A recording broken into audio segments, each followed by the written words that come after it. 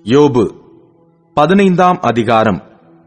அப்பொழுது தேமானியனாகிய எலிப்பாஸ் பிரதியுத்தரமாக, ஞானவான் காற்றைப் போன்ற நியாயங்களைச் சொல்லி தன் வயிற்றை கொண்டல் காற்றினால் நிரப்பி பிரயோஜனமில்லாத வார்த்தைகளாலும் உபயோகமில்லாத வசனங்களாலும் தர்க்கிக்கலாமோ? நீர் பயபக்தியை வீணென்று சொல்லி தேவனுக்கு முன்பாக ஜெபத்தியானத்தை குறைய பண்ணுகிறீர். உம்முடைய வாய் உம்முடைய அக்கிரமத்தை சொல்லிக் காட்டுகிறது. நீர் தந்திரமுள்ளவர்களின் நாவை தெரிந்து கொண்டீர். நான் அல்ல, உம்முடைய வாயே உம்மை குற்றவாளி என்று தீர்க்கிறது. உம்முடைய உதடுகளே உமக்கு விரோதமாக சாட்சியிடுகிறது. மனுஷரில் முந்திப் பிறந்தவர் நீர்தானோ? பர்வதங்களுக்கு முன்னே உருவாக்கப்பட்டீரோ? நீர் தேவனுடைய இரகசிய ஆலோசனையை கேட்டு ஞானத்தை உம்மிடமாய் சேர்த்துக் கொண்டீரோ? நாங்கள் அறியாத எந்த காரியத்தை நீர் அறிந்திருக்கிறீர்? எங்களுக்கு விளங்காத எந்த காரியமாவது உமக்கு விளங்கி இருக்கிறதோ? உம்முடைய தகப்பனை பார்க்கிலும் பெரிய வயதுள்ள நரைத்தோரும் விருத்தாப்பியரும் எங்களுக்குள் இருக்கிறார்களே. தேவன் அருளிய ஆறுதல்களும் உம்மோடே சொல்லப்படுகிற மிருதுவான பேச்சும் உமக்கு அற்ப காரியமாய் இருக்கிறதோ? உம்முடைய இருதயம் உம்மை எங்கே கொண்டு போகிறது? உம்முடைய கண்கள் நெருத்து பார்க்கிறது என்ன? தேவனுக்கு விரோதமாக உம்முடைய ஆவியை எழுப்பி உம்முடைய வாயிலிருந்து வசனங்களை புறப்பட பண்ணுகிறீர். மனுஷனானவன் பரிசுத்தமாய் இருக்கிறதற்கும் ஸ்திரீயின் இடத்தில் பிறந்தவன் நீதிமானாய் இருக்கிறதற்கும் அவன் எம்மாத்திரம்? இதோ, தம்முடைய பரிசுத்தவான்களையும் அவர் நம்புகிறதில்லை. வானங்களும் அவர் பார்வைக்கு சுத்தமானவைகள் அல்ல. அநியாயத்தை தண்ணீரைப் போல குடிக்கிற மனுஷன் எத்தனை அதிகமாய் அருவருப்பும் அசத்துவமாய் இருக்கிறான். உமக்கு காரியத்தை தெரிய பண்ணுவேன், என்னை கேளும். நான் கண்டதை உமக்கு விவரித்துச் சொல்லுவேன். ஞானிகள் தங்கள் பிதாக்கள் சொல்லக் கேட்டு மறைக்காமல் அறிவித்ததையே நான் சொல்லுவேன். அவர்களுக்கு மாத்திரம் பூமி அளிக்கப்பட்டது. அந்நியர் அவர்கள் நடுவே கடந்து போக இடமில்லை. துன்மார்க்கன் உயிரோடு இருக்கிற நாளெல்லாம் துன்பத்தால் வாதிக்கப்படுகிறான். பலவந்தம் பண்ணுகிறவனுக்கு அவன் வருஷங்களின் தொகை மறைக்கப்பட்டிருக்கிறது. பயங்கரமான சத்தம் அவன் காதுகளில் தொனிக்கிறது. அவன் சமாதானமாய் இருக்கையில் பாழாக்கிறவன் அவன் மேல் வருவான். இருளிலிருந்து திரும்பி வர அவனுக்கு நம்பிக்கை இல்லாமல் பதிவிருக்கிறவர்களின் பட்டயத்துக்கு அவன் பயப்படுகிறான். அப்பம் எங்கே கிடைக்கும் என்று அவன் அலைந்து திரிகிறான். அந்தகார நாள் தனக்கு சமீபித்திருக்கிறதை அறிவான். இக்கட்டும் நெருக்கமும் அவனை கலங்க பண்ணி யுத்த சன்னத்தனான ராஜாவைப் போல அவனை மேற்கொள்ளும்.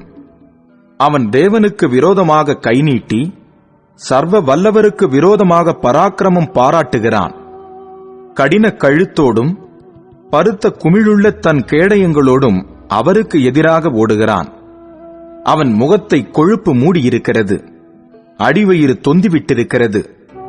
ஆனாலும் பாழான பட்டணங்களிலும் குடிபோன கற்குவியலான வீடுகளிலும் வாசம் பண்ணுவான். அவன் ஐஸ்வர்யவானாவதுமில்லை, அவன் ஆஸ்தி நிலைப்பதும் இல்லை. அப்படிப்பட்டவர்களின் செல்வம் பூமியில் நீடித்திருப்பதில்லை. இருளுக்கு அவன் தப்புவதில்லை. அக்கினி ஜுவாலை அவனுடைய கிளையை காய்ந்து போக பண்ணும். அவருடைய வாயின் சுவாசத்தால் அற்றுப்போவான். வழி தப்பினவன் மாயையை நம்பானாக. நம்பினால் மாயையே அவன் பலனாயிருக்கும்.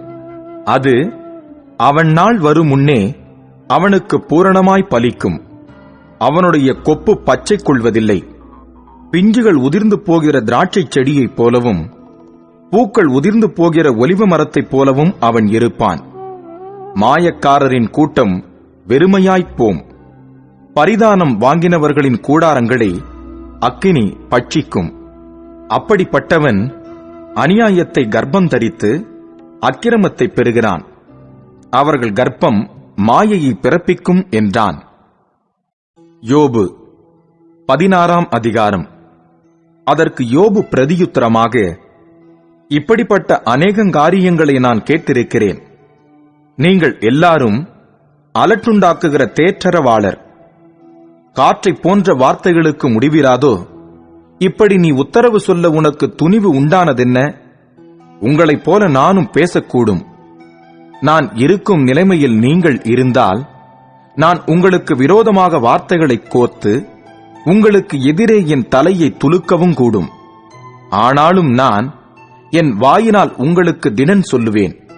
என் உதடுகளின் அசைவு உங்கள் துக்கத்தை ஆற்றும். நான் பேசினாலும் என் துக்கம் ஆறாது. நான் பேசாமல் இருந்தாலும் எனக்கு என்ன ஆறுதல்? இப்போது அவர் என்னை இளைத்துப் போகச் செய்தார். என் கூட்டத்தை எல்லாம் பாழாக்கினீர்.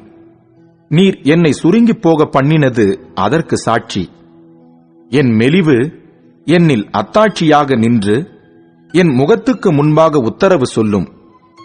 என்னை பகைக்கிறவனுடைய கோபம் என்னை பீறுகிறது. என் பேரில் பற்கடிக்கிறான். என் சத்துரு கொடிய கண்ணினால் என்னை பார்க்கிறான். எனக்கு விரோதமாக தங்கள் வாயை விரிவாய் திறந்தார்கள். நிந்தையாக என்னை கன்னத்தில் அடித்தார்கள். எனக்கு விரோதமாக ஏகமாய் கூட்டம் கூடினார்கள். தேவன் என்னை அநியாயக்காரன் வசமாக ஒப்புவித்து துன்மார்க்கரின் கையில் என்னை அகப்பட பண்ணினார்.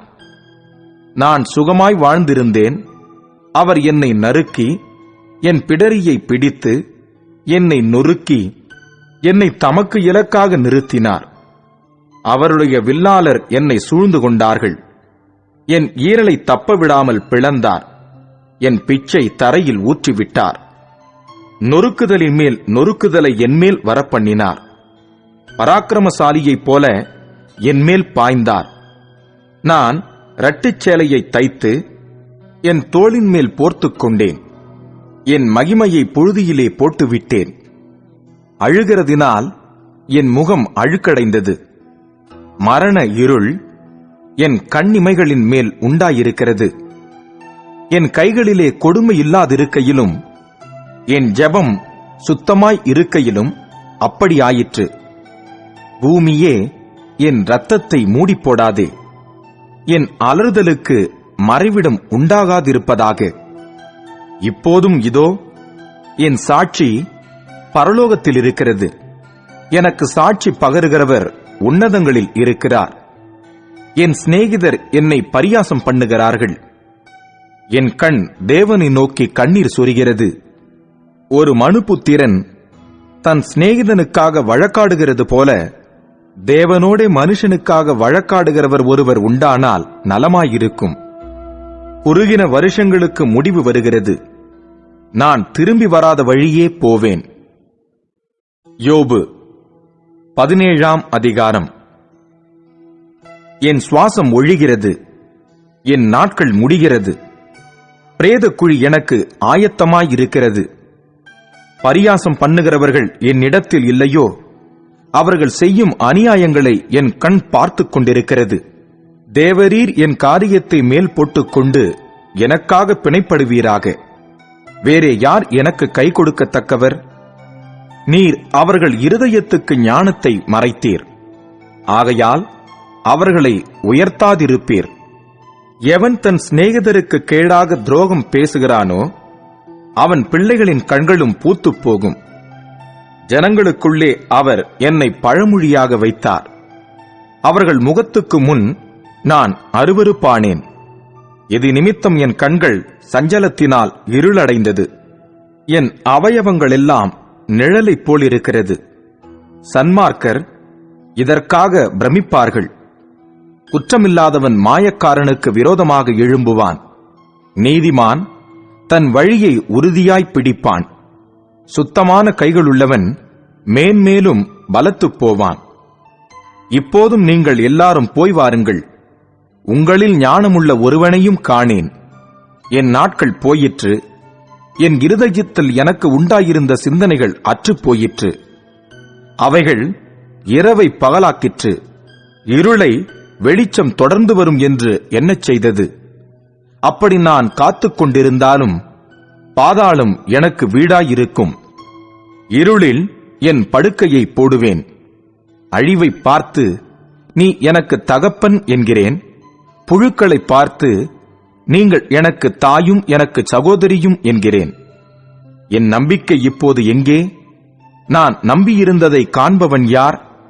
அது பாதாளத்தின் காவலுக்குள் இறங்கும். அப்போது தூளில் ஏகமாய் இளைப்பாறுவோம் என்றான். யோபு 18ஆம் அதிகாரம். அப்பொழுது சூகியனான பில்தாத் பிரதியுத்தரமாக, நீங்கள் எந்த மட்டும் பேச்சுகளை முடிக்காதிருப்பீர்கள்? புத்திமான்களாயிருங்கள், நாங்களும் பேசட்டும். நாங்கள் மிருகங்களைப் போல எண்ணப்பட்டு உங்கள் பார்வைக்கு தீழ்ப்பானவர்களாய் இருப்பானேன்? கோபத்தினால் உம்மைத்தானே பீறுகிற உமது நிமித்தம் பூமி பாழாய்ப் போகுமோ? கன்மலை தன்னிடத்தை விட்டு பேருமோ? துன்மார்க்கனுடைய விளக்கு அணைந்து போம், அவன் அடுப்பின் நெருப்பும் அவிந்து போம். அவன் கூடாரத்தில் வெளிச்சம் அந்தகாரப்படும், அவன் விளக்கு அவனுடனே அணைந்து போம். அவன் பெலனாய் நடந்த நடைகள் குறைந்து போம், அவன் ஆலோசனை அவனை விழப்பண்ணும். அவன் தன் கால்களினால் வலையில் அகப்பட்டு வலை சிக்கலிலே நடக்கிறான். கண்ணி அவன் குதிகாலை பிடிக்கும், பரிகாரர் அவனை மேற்கொள்வார்கள். அவனுக்காக சுருக்கு தரையிலும் அவனுக்காக கண்ணி வழியிலும் வைக்கப்பட்டிருக்கிறது. சுற்றிலும் இருந்துண்டாகும் பயங்கரங்கள் அவனை திடுக்கிட பண்ணி அவன் கால்களை திசை தெரியாமல் அலைய பண்ணும். அவன் பலனை பட்டினி தின்று போடும், அவன் பக்கத்தில் கேடு ஆயத்தப்பட்டு நிற்கும். அது அவன் அங்கத்தின் பலத்தை பட்சிக்கும். பயங்கரமான மரணமே அவன் அவயவங்களை பட்சிக்கும். அவன் நம்பிக்கை அவன் கூடாரத்தில் இருந்து வேரோடு பிடுங்கப்படும். அது அவனை பயங்கர ராஜாவினிடத்தில் துரத்தும்.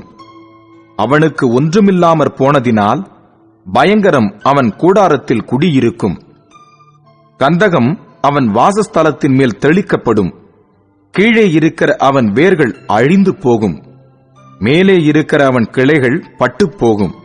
அவனை நினைக்கும் நினைப்பு பூமியிலிருந்தழியும், வீதிகளில் அவன் பேரில்லாமற் போகும். அவன் வெளிச்சத்திலிருந்து இருளில் துரத்திவிடப்பட்டு பூலோகத்திலிருந்து தள்ளுண்டு போவான். அவன் ஜனத்துக்குள்ளே அவனுக்கு புத்திரனும் இல்லை, பௌத்திரனும் இல்லை. அவன் வீட்டில் மீதியா இருக்கத்தக்கவன் ஒருவனும் இல்லை. அவன் காலத்தோர் அவன் நாளுக்காக திடுக்கிட்டது போல பின்னடியாரும் பிரமிப்பார்கள். அக்கிரமக்காரன் குடியிருந்த ஸ்தானங்கள் இவைகள்தான். தேவனை அறியாமற் போனவனுடைய ஸ்தலம் இதுவே என்பார்கள் என்றான். யோபு 19ஆம் அதிகாரம். யோபு பிரதியுத்தரமாக, நீங்கள் எந்த மட்டும் என் ஆத்துமாவை வருத்தப்படுத்தி வார்த்தைகளினால் என்னை நொறுக்குவீர்கள்? இப்போது 10 தரம் என்னை நிந்தித்தீர்கள். நீங்கள் எனக்கு கடின முகம் காண்பிக்கிறதினால் உங்களுக்கு வெட்கமில்லை. நான் தப்பி நடந்தது மெய்யானாலும் என் தப்பிதம் என்னோடேதான் இருக்கிறது. நீங்கள் எனக்கு விரோதமாக பெருமை பாராட்டி எனக்கு நிந்தையாக என்னை கடிந்து கொள்ள வேண்டும் என்றிருப்பீர்களாகில், தேவன் என்னை கவிழ்த்து தம்முடைய வலையை என்மேல் வீசினார் என்று அறியுங்கள். இதோ கொடுமை என்று கூப்பிடுகிறேன், கேட்பார் ஒருவரும் இல்லை. கூக்குரலிடுகிறேன், நியாய விசாரணை இல்லை. நான் கடந்து போகக்கூடாதபடிக்கு அவர் என் பாதையை வேலியடைத்து என் வழிகளை இருளாக்கிவிட்டார். என்னிலிருந்த என் மகிமையை அவர் உரிந்து கொண்டு என் சிரசின் கிரீடத்தை எடுத்துப் போட்டார். அவர் என்னை 4 புறத்திலும் நாசமாக்கினார். நான் அற்றுப்போகிறேன்.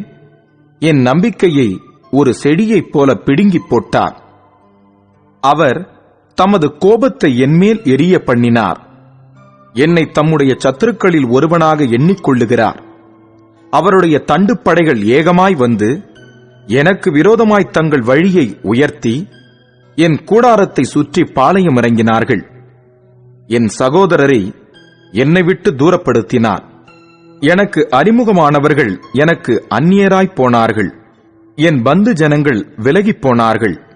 என் சிநேகிதர் என்னை மறந்துவிட்டார்கள்.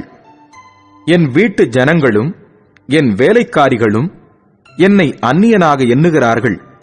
அவர்கள் பார்வைக்கு நான் பரதேசியானேன். நான் என் வேலைக்காரனை கூப்பிடுகிற போது அவன் எனக்கு உத்தரவு கொடான். என் வாயினால் நான் அவனை கெஞ்ச வேண்டியதாயிற்று. என் சுவாசம் என் மனைவிக்கு வேறுபட்டிருக்கிறது. என் கர்ப்பத்தின் பிள்ளைகளுக்காக பரிதபிக்கிறேன்.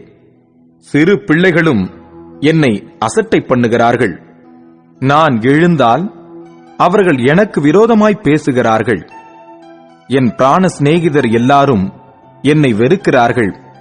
நான் சிநேகித்தவர்கள் எனக்கு விரோதிகளானார்கள். என் எலும்புகள் என் தோளோடும் என் மாம்சத்தோடும் ஒட்டிக்கொண்டிருக்கிறது. என் பற்களை மூட கொஞ்சம் தோல் மாத்திரம் தப்பினது. என் சிநேகிதரே, எனக்கு இரங்குங்கள், எனக்கு இரங்குங்கள். தேவனுடைய கை என்னை தொட்டது. தேவனைப் போல நீங்களும் என்னை துன்பப்படுத்துவானேன்? என் மாம்சம் பட்சிக்கப்பட்டாலும் நீங்கள் திருப்தியற்றிருக்கிறதென்ன? நான் இப்பொழுது சொல்லும் வார்த்தைகள் எழுதப்பட்டால் நலமாயிருக்கும். அவைகள் ஒரு புஸ்தகத்தில் வரையப்பட்டு அல்லது என்றைக்கும் நிலைக்க அவைகள் கருங்கல்லிலே உளிவெட்டாகவும் ஈய எழுத்தாகவும் பதிந்தால் நலமாயிருக்கும். என் மீட்பர் உயிரோடிருக்கிறார் என்றும் அவர் கடைசி நாளில் பூமியின் மேல் நிற்பார் என்றும் நான் அறிந்திருக்கிறேன். இந்த என் தோல் முதலானவை அழுகி போன பின்பு நான் என் மாம்சத்தில் இருந்து தேவனை பார்ப்பேன். அவரை நானே பார்ப்பேன். அந்நிய கண்கள் அல்ல, என் கண்களே அவரை காணும். இந்த வாஞ்சையால் என் உள்ளிந்திரியங்கள் எனக்குள் சோர்ந்து போகிறது. காரியத்தின் மூலம் எனக்குள் கண்டுபிடிக்கப்படுகையில் நாம் ஏன் அவனை துன்பப்படுத்துகிறோம் என்று நீங்கள் சொல்ல வேண்டியதாமே. பட்டயத்துக்கு பயப்படுங்கள். நியாய தீர்ப்பு உண்டென்கிறதை நீங்கள் அறியும் பொருட்டு மூர்க்கமானது பட்டயத்தினால் உண்டாகும் ஆக்கினையை வரப்பண்ணும் என்றான். யோபு 20ஆம் அதிகாரம். அப்பொழுது நாகமாத்தியனான சோப்பார் பிரதியுத்தரமாக, இதற்காக மறு உத்தரவு கொடுக்க என் சிந்தனைகள் என்னை ஏவுகிறபடியால் நான் தீவிரித்து சொல்லுகிறேன். நிந்தித்தேன் என்று நான் கடிந்து கொள்ளப்பட்டதை கேட்டேன். ஆனாலும் உணர்வினால் என் ஆவி பிரதியுத்தரம் சொல்ல என்னை ஏவுகிறது. துன்மார்க்கனின் கம்பீரம் குறுகினது என்பதையும் மாயக்காரனின் சந்தோஷம் ஒரு நிமிஷம் மாத்திரம் நிற்கும் என்பதையும் அவர் மனுஷனை பூமியில் வைத்த ஆதிகாலம் முதல் இப்படி இருக்கிறது என்பதையும் நீர் அறியீரோ? அவனுடைய மேன்மை வான பரியந்தம் உயர்ந்தாலும் அவனுடைய தலை மேகங்கள் மட்டும் எட்டினாலும் அவன் தன் மலத்தைப் போல என்றைக்கும் அழிந்து போவான். அவனை கண்டவர்கள் அவன் எங்கே என்பார்கள். அவன் ஒரு சொப்பனத்தைப் போல் பறந்து போய் காணப்படாதவனாவான். இரவில் தோன்றும் தரிசனத்தைப் போல் பறக்கடிக்கப்படுவான். அவனை பார்த்த கண் இனி அவனை பார்ப்பதில்லை. அவன் இருந்த ஸ்தலம் இனி அவனை காண்பதில்லை. அவன் பிள்ளைகள் எளிமையானவர்களின் சகாயத்தை தேடுவார்கள். அவன் பறித்ததை அவன் கைகள் திரும்ப கொடுக்க வேண்டியதாகும். அவன் எலும்புகள் அவனுடைய வால வயதின் பாவங்களினால் நிறைந்திருந்து அவனோடே கூட மண்ணிலே படுத்துக் கொள்ளும். பொல்லாப்பு அவன் வாயிலே இனிமையாய் இருப்பதால் அவன் அதை தன் நாவின் கீழ் அடக்கி அதை விடாமல் பதனம் பண்ணி தன் வாய்க்குள்ளே வைத்துக் கொண்டிருந்தாலும் அவன் போஜனம் அவன் குடல்களில் மாறி அவனுக்குள் விரியன் பாம்புகளின் பிச்சாய்ப் போகும். அவன் விழுங்கின ஆஸ்தியை கக்குவான். தேவன் அதை அவன் வயிற்றிலிருந்து வெளியே தள்ளிவிடுவார். அவன் விரியன் பாம்புகளின் விஷத்தை உறிஞ்சுவான். விரியனின் நாக்கு அவனைக் கொல்லும். தேனும் நெய்யும் ஓடும் வாய்க்கால்களையும் ஆறுகளையும் அவன் காண்பதில்லை. தான் பிரயாசப்பட்டு தேடினதை அவன் விழுங்காமல் திரும்ப கொடுப்பான். அவன் திரும்ப கொடுக்கிறது அவன் ஆஸ்திக்கு சரியாயிருக்கும். அவன் களி கூறாதிருப்பான். அவன் ஒடுக்கி ஏழைகளை கைவிட்டு தான் கட்டாத வீட்டை பறித்தபடியினாலும் தன் வயிறு திருப்தியற்றிருந்தபடியினாலும் அவன் இச்சித்த காரியங்களில் அவனுக்கு ஒன்றும் இருப்பதில்லை. அவன் போஜனத்தில் ஒன்றும் மீதியாவதில்லை. ஆகையால் அவன் ஆஸ்தி நிலை நிற்பதில்லை. அவன் வேண்டுமென்கிற பரிபூரணம் அவனுக்கு வந்தபின் அவனுக்கு வியாகுலம் உண்டாகும். சிறுமைப்படுகிற ஒவ்வொருவருடைய கையும் அவன் மேல் வரும். தன் வயிற்றை நிரப்பத்தக்கது இன்னும் அவனுக்கு இருந்தாலும் அவர் அவன் மேல் தமது கோபத்தின் உக்கிரத்தை வரவிட்டு அவன் போஜனம் பண்ணுகையில் அதை அவன் மேல் சொரிய பண்ணுவார். இருப்பு ஆயுதத்துக்கு அவன் தப்பியோடினாலும் உருக்குவில் அவனை உருவ எய்யும். உருவின பட்டயம் அவன் சரீரத்தையும் மின்னுகிற அம்பு அவன் பிச்சையும் உருவி போகும். பயங்கரங்கள் அவன் மேல் வரும். அவன் ஒளிக்கும் இடங்களில் காரிருள் அடங்கியிருக்கும். அவியாத அக்கினி அவனை பட்சிக்கும். அவன் கூடாரத்தில் மீதியாயிருக்கிறவன் தீங்கு அனுபவிப்பான். வானங்கள் அவன் அக்கிரமத்தை வெளிப்படுத்தி பூமி அவனுக்கு விரோதமாக எழும்பும். அவன் வீட்டின் சம்பத்து போய்விடும். அவருடைய கோபத்தின் நாளிலே அவைகள் கரைந்து போகும். இதுவே தேவனால் துன்மார்க்கனுக்கு கிடைக்கும் பங்கும் அவன் செய்கைக்கு தேவனால் அவனுக்கு வரும் சுதந்திரமுமாம் என்றான்.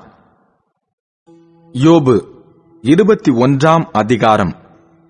யோபு பிரதியுத்தரமாக, என் வசனத்தை கவனமாய் கேளுங்கள். இது நீங்கள் என்னை தேற்றரவு பண்ணுவது போல இருக்கும். நான் பேசப்போகிறேன், சகித்திருங்கள். நான் பேசின பின்பு பரியாசம் பண்ணுங்கள். நான் மனுஷனை பார்த்தா அங்கலாய்க்கிறேன். அப்படியானாலும் என் ஆவி விசனப்படாதிருக்குமா? என்னை கவனித்துப் பாருங்கள். அப்பொழுது நீங்கள் பிரமித்து உங்கள் வாயை கையால் பொத்திக் கொள்வீர்கள். இதை நான் நினைக்கையில் கலங்குகிறேன். நடுக்கம் என் மாம்சத்தை பிடிக்கும். துன்மார்க்கர் ஜீவித்து விருத்தராகி வல்லவராவானேன்? அவர்களோடும் கூட அவர்கள் சந்ததியார் அவர்களுக்கு முன்பாகவும் அவர்கள் பிள்ளைகள் அவர்கள் கண்களுக்கு முன்பாகவும் திடப்படுகிறார்கள். அவர்கள் வீடுகள் பயமில்லாமல் பத்திரப்பட்டிருக்கும். தேவனுடைய மிலாறு அவர்கள் மேல் வருகிறதில்லை. அவர்களுடைய எருது பொலிந்தால் வீணாய் போகாது. அவர்களுடைய பசு சினையழியாமல் ஈணுகிறது. அவர்கள் தங்கள் குழந்தைகளை ஒரு மந்தையைப் போல வெளியே போக விடுகிறார்கள். அவர்கள் பிள்ளைகள் குதித்து விளையாடுகிறார்கள். அவர்கள் தம்புரையும் சுரமண்டலத்தையும் எடுத்து பாடி கின்னரத்தின் ஓசைக்கு சந்தோஷப்படுகிறார்கள். அவர்கள் செல்வவான்களாய் தங்கள் நாட்களை போக்கி ஒரு க்ஷணப்பொழுதிலே பாதாளத்தில் இறங்குகிறார்கள். அவர்கள் தேவனை நோக்கி, எங்களை விட்டு விலகியிரும், உம்முடைய வழிகளை அறிய விரும்போம். சர்வ வல்லவரை நாம் சேவிக்க அவர் யார்? அவரை நோக்கி ஜபம் பண்ணுவதினால் நமக்கு பிரயோஜனம் என்ன என்கிறார்கள். ஆனாலும் அவர்கள் வாழ்வு அவர்கள் கையில் இராது. துன்மார்க்கரின் ஆலோசனை எனக்கு தூரமாய் இருப்பதாக. எத்தனை சடுதியில் துன்மார்க்கரின் விளக்கு அணைந்து போம். அவர் தமது கோபத்தினால் வேதனைகளை பகிர்ந்து கொடுக்கையில் அவர்கள் ஆபத்து அவர்கள் மேல் வரும். அவர்கள் காற்று முகத்திலிருக்கிற துரும்பைப் போலவும் பெருங்காற்று பறக்கடிக்கிற பதரைப் போலவும் இருக்கிறார்கள். தேவன் அவனுடைய அக்கிரமத்தை அவன் பிள்ளைகளுக்கு வைத்து வைக்கிறார். அவன் உணரத்தக்க விதமாய் அதை அவனுக்கு பலிக்க பண்ணுகிறார். அவனுடைய அழிவை அவனுடைய கண்கள் காணும். சர்வ வல்லவருடைய உக்கிரத்தை குடிப்பான். அவன் மாதங்களின் தொகை குறுக்கப்படும் போது அவனுக்கு பிற்பாடு அவன் வீட்டை பற்றி அவனுக்கு இருக்கும் விருப்பம் என்ன? உயர்ந்தோரை நியாயந்தீர்க்கிற தேவனுக்கு அறிவை உணர்த்த யாராலாகும்? ஒருவன் நிர்வாகத்தோடும் சுகத்தோடும் வாழ்ந்து குறையற்ற பலனுள்ளவனாய் சாகிறான். அவனுடைய பால் பாத்திரங்கள் பாலால் நிரம்பி இருக்கிறது. அவன் எலும்புகளில் ஊன் புஷ்டியாய் இருக்கிறது. வேறொருவன் ஒரு நாளாவது சந்தோஷத்தோடே சாப்பிடாமல் மனக்லேசத்தோடே சாகிறான். இருவரும் சமமாய் மண்ணிலே படுத்துக் கொள்ளுகிறார்கள். புழுக்கள் அவர்களை மூடும். இதோ, நான் உங்கள் நினைவுகளையும் நீங்கள் என்னை பற்றி அநியாயமாய்க் கொண்டிருக்கும் ஆலோசனைகளையும் அறிவேன். பிரபுவினுடைய வீடு எங்கே, துன்மார்க்கருடைய கூடாரம் எங்கே என்று சொல்லுகிறீர்கள். வழிநடந்து போகிறவர்களை நீங்கள் கேட்கவில்லையா? அவர்கள் சொல்லும் குறிப்புகளை நீங்கள் அறியவில்லையா? துன்மார்க்கன் ஆபத்து நாளுக்கென்று வைக்கப்படுகிறான். அவன் கோபாக்கினைய நாளுக்கென்று கொண்டு வரப்படுகிறான். அவன் வழியை அவன் முகத்துக்கு முன்பாக தூண்டிக் காண்பிக்கிறவன் யார்? அவன் செய்கைக்கு தக்க பலனை அவனுக்கு சரி கட்டுகிறவன் யார்? அவன் கல்லறைக்கு கொண்டு வரப்படுகிறான். அவன் கோரி காக்கப்பட்டிருக்கும். பள்ளத்தாக்கின் புல் பத்தைகள் அவனுக்கு இன்பமாயிருக்கும். அவனுக்கு முன்னாக எண்ணிறந்த ஜனங்கள் போனது போல அவனுக்கு பின்னாக ஒவ்வொருவரும் அவ்விடத்துக்கு செல்லுவார்கள். நீங்கள் வீணான ஆறுதலை எனக்கு சொல்லுகிறது என்ன? உங்கள் மறுமொழிகளில் உண்மைக்கேடு இருக்கிறது என்றான்.